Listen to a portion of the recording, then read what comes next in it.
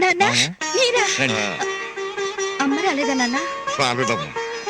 అంత బాగున్నారా? అందరూ బాగానే ఉన్నారమ్మా. కూర్చోండి. ఏమిటమ్మా చేతులకు దెబ్బ తగిలిందా? లేదే. మరి అల్లుడు గారు అన్నం తినిపిస్తున్నారు? ఓ, అదా చేతులు గోరింటాకు పెట్టుకున్నాను నాన్న. మీ అమ్మని చేసుకున్న తర్వాత నాకు కలిసి వచ్చిందే గాని మీ అమ్మ మాత్రం నాకు ఏ పనిలోనూ కలిసి రాలేదమ్మా. అయ్యో, గోధుమ పిండి కూడా అయిపోయిందండి. ఉప్మా రాలేదు, శనగపిండి లేదు, బియ్యం కూడా లేవు. మరి ఇప్పుడు ఎలా? ఏం చేద్దాం?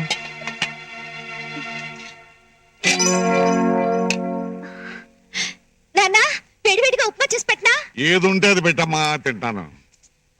ఇక్కడ పొద్దున్న చేసిన ఇడ్లీ తప్ప మరేం లేదు. వేడి ఉప్మా ఎలా చేస్తావు? బుర్ర ఉపయోగించి. ఓహో, మీ నాన్న తింటున్నప్పుడు కనిపించకుండా కళ్ళజోడు దాచేస్తావా? ఏం చేస్తానో చూస్తుండండి. శివుడు గుళ్ళో పెట్టే శనగల ప్రసాదం తిని పెరిగిన వంశం మీది. ఆ లేక బుద్ధులు ఎక్కడైపోతాయి? నువ్వేదన్నా అనుకోవే, రోజు నువ్వు పెట్టే అట్లకి తిట్టే తిట్లకి అలవాటు పడిపోయాను. చాలు చాలు, ఈ కాపుతారా మీ కోర్చుకోలేటం? మీ కూతురు గొప్ప, మీ అల్లుడు గొప్ప మీరే చెప్పుకోవాలి. దిక్కుమాలి సంత అని. వెళ్ళండి, వెళ్ళి పడుకోండి. అలాగే. అబ్జెక్షన్ ఎవరన్నా? ఏమిటి? ఆ ఇంట్లో మగాడే మొగుడు, ఆడదే పెళ్ళ.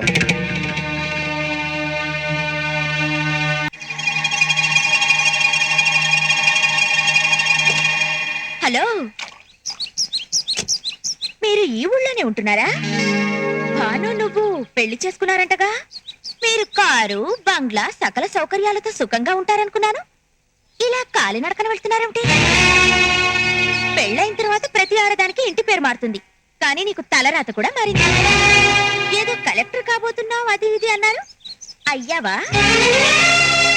పెళ్ళయ్యాక పెళ్ళాలకి కడుపు చేయాలనుకునే మొగుళ్ళని చూశాను, కానీ పెళ్ళాన్ని కలెక్టర్ చేయాలనుకునే మొగుడిని నిన్ను ఒక్కనే చూస్తున్నానయ్యా. నువ్వయ్యా అసలైన మగాడివి, సిసలైన మొగుడివి.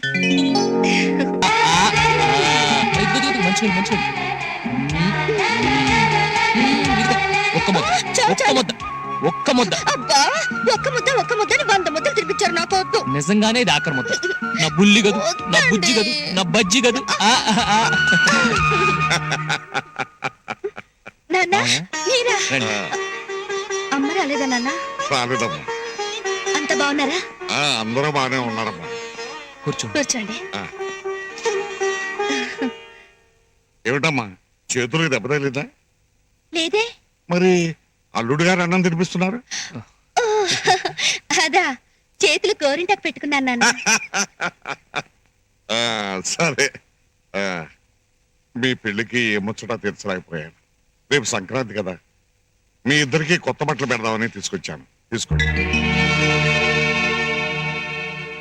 ఈ బట్టలు మీరు అమ్మ కలిసే కొన్నారా నాన్న? మీ అమ్మని చేసుకున్న తర్వాత నాకు కలిసి వచ్చిందే గాని మీ అమ్మ మాత్రం నాకు ఏ పనిలోనూ కలిసి రాలేదమ్మా. మీరు అమ్మ కలిసి వచ్చి ఏ రోజైతే బట్టలు పెడతారో అప్పుడే తీసుకుంటాం. ఇప్పుడు వద్దు నాన్న. అదేమిటమ్మా? ప్లీజ్ నన్ను కంపెల్ చేయొద్దు నాన్న. సరే, నువ్వు జడ్జి కూతురువి, నీతో వాదించగలదా? భోంచేద్దరు గాని రండి నాన్న. వద్దమ్మా, దారిలో భోంచేసే వచ్చాను. అదేం కుదరదు. మొదటిసారిగా మా ఇంటికి వచ్చారు, ఏదైనా తినాల్సిందే. సరే, నీ ఇష్టం తల్లి.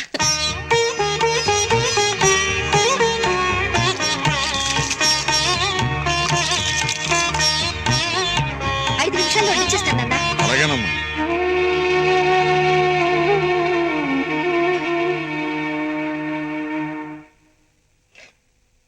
అయ్యో, గోధుమ పిండి కూడా అయిపోయిందండి.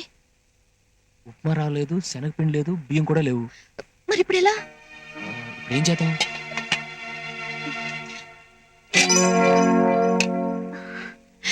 నాన్న, వేడివేడిగా ఉప్మా చేసి పెట్టనా? ఏది ఉంటే అది పెట్టమ్మా, తింటాను. ఇక్కడ పొద్దున్న చేసిన ఇడ్లీ తప్ప మరేం లేదు. వేడి ఉప్మా ఎలా చేస్తావు? బుర్ర ఉపయోగించి. ఓహో, మీ నాన్న తింటున్నప్పుడు కనిపించకుండా కళ్ళజోడు దాచేస్తావా? ఏం చేస్తానో చూస్తుండండి.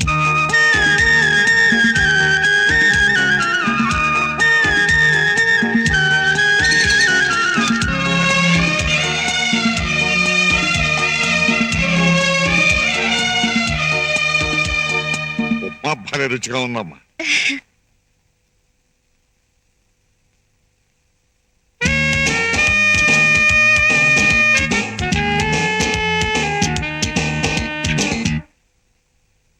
ఏంటి నన్ను అలా చూస్తున్నారు?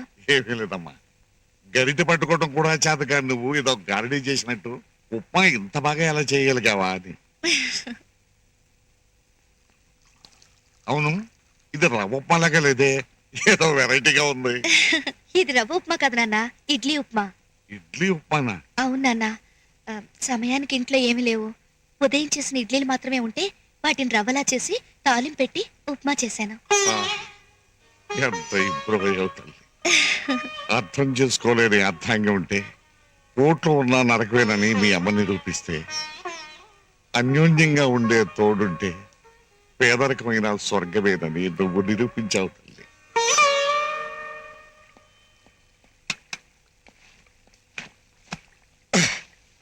ఆ, ఏమిటి మీ పల్లెటూరి గిల్లుడింటికి వెళ్ళొస్తున్నారా? అవును, ఎలా ఉంది మీ ముద్దుల కూతురు?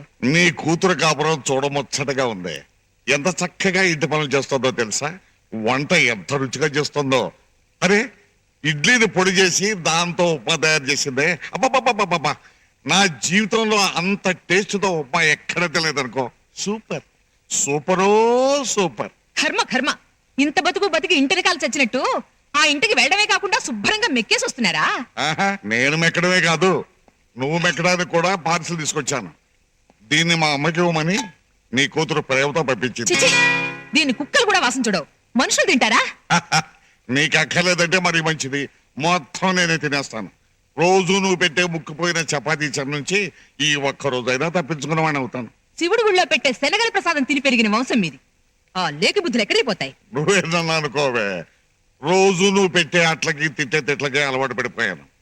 కానీ ఒక్క విషయం గుర్తుంచుకో, భానుప్రసాద్ మీద ఉన్న కోపంతో ఇక్కడ నువ్వు అతని చెల్లెల్ని నానా హింసలో పెడుతున్నావు. కానీ అక్కడ భానుప్రసాద్ నీ కూతుర్ని మహారాణిలా అపురూపంగా చూసుకుంటున్నాడు. హ, ఎంతైనా గొప్పవాళ్ళు గొప్పవాళ్లే. చాలు చాలు, ఈ కాపుతారా మీ కోర్టుకోలాటం? మీ కూతురు గొప్ప, మీ అల్లుడు గొప్ప మీరే చెప్పుకోవాలి. దిక్కుమాలి సంత అని. వెళ్ళండి, వెళ్ళి పడుకోండి. అలాగే. అబ్జెక్షన్ ఎవరన్నా? ఏమిటి? ఆ ఇంట్లో మగాడే మొగుడు, ఆడదే పెళ్ళ.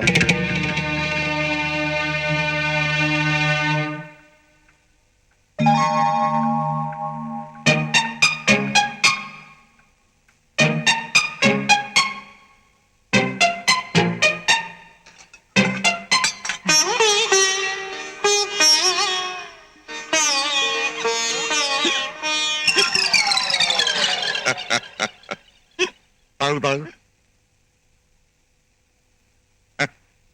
శివుడి గుళ్ళో శనగల ప్రసాదం తిన్నా పబ్లిక్ గా తిన్న వంశమే మాది.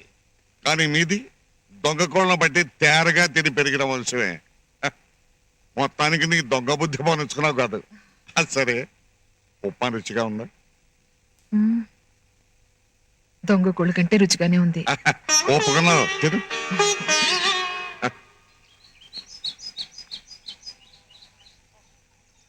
ట్రబుల్ తెలియడం లేదు.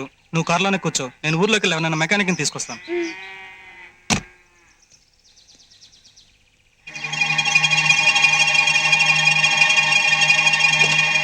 హలో,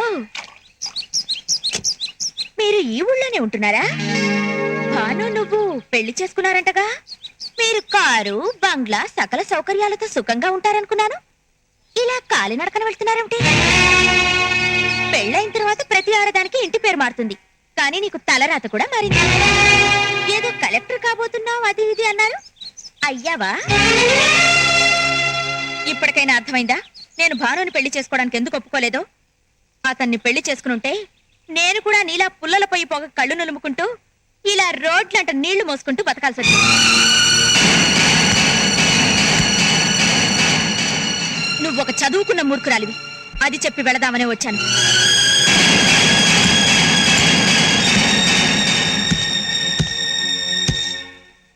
ఎవరేమన్నా నేను బాధపడేవాడిని కాదు.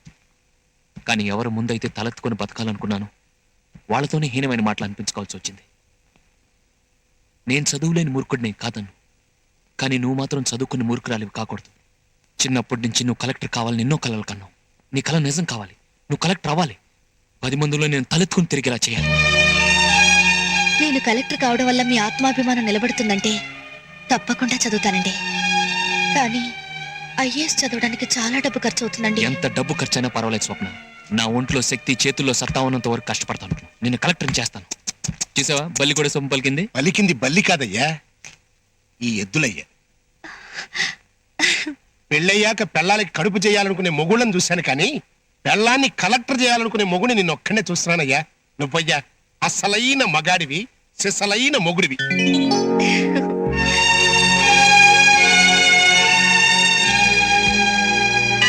రెండు మూర్ల పువ్వులు ఇవ్వమ్మా. కదంబ ఇవ్వమంటారా చామంతి ఇవ్వమంటారా? కదంబ ఇవ్వు. అలాగేనమ్మా.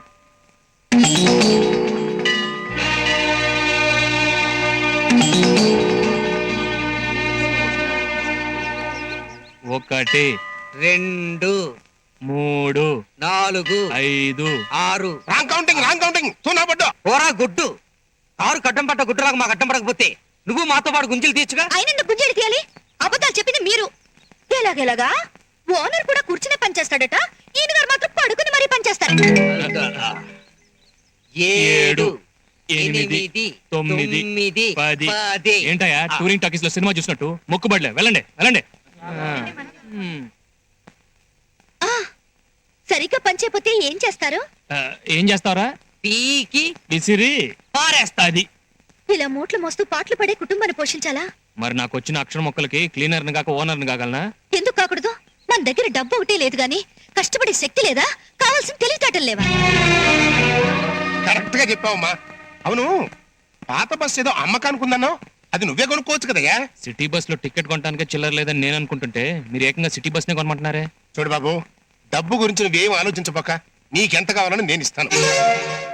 ఊరికినే కాదులేవయ్యా, అప్పుగా తీసుకో, నీకు వీలున్నప్పుడే ఇవ్వు. ఏమిటయ్యా ఆలోచిస్తున్నావు? అంటే నన్ను పరాయివాడిగా తీసి పారేసావన్నమాట. ఇన్నాళ్ళు నేను మీ వాణ్ణి, మీరు నా వాళ్ళు అనుకుని మురిసిపోయానయ్యా. ఇప్పుడు ఈ బంధుత్వం కూడా లేకపోయిన తర్వాత నేను ఇక్కడ ఉండటం కూడా అనవసరం. వెళ్ళొస్తానమ్మా. ఆగండి అంకుల్.